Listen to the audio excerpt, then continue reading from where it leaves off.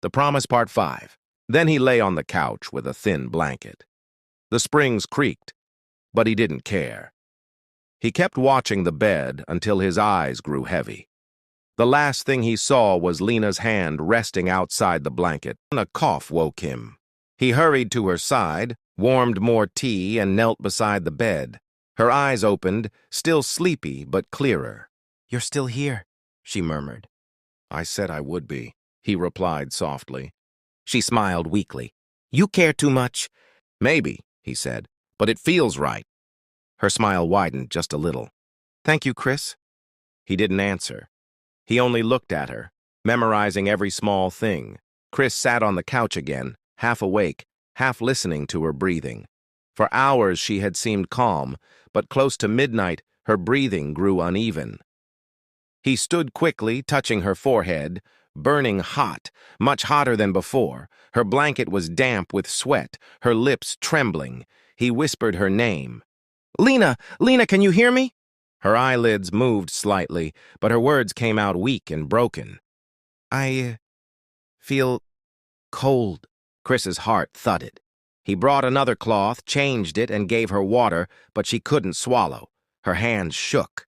He looked at his phone, his pulse racing. "Do I call an ambulance? Will that cause trouble for her?" He bent beside her and said softly, "Lena, you need a doctor. I'm taking you to the hospital." Her eyes fluttered open for a moment. "No, I can't go," she whispered. "I don't have insurance." "You'll get worse if we don't," he said, trying to sound calm, though fear sat heavy in his throat. "Then I'll use mine," he said. "I have an insurance card from before my life changed. They'll treat you under my name. Please, don't worry." She tried to smile, her lips barely moving. "You're crazy," she murmured, then coughed. "Maybe," he said softly, "but I'm not letting you die here." Before she could answer, her head dropped sideways. He caught her in his arms. Her body was limp. The fever had taken her completely. "Lena! Hey, Lena!" He tapped her cheek gently, panic rising. No answer. Without another thought, he grabbed his phone and called Tom. "Tom, it's me. I need a favor, now." "Mark, it's 2 in the morning. I need you to activate one of my cards. Send the code to my phone. Someone's sick." There was silence, then Tom said, "I'll do it, 10 minutes. Chris hung up, called emergency services, gave the address, and sat holding Lena in his arms until he heard the distant siren.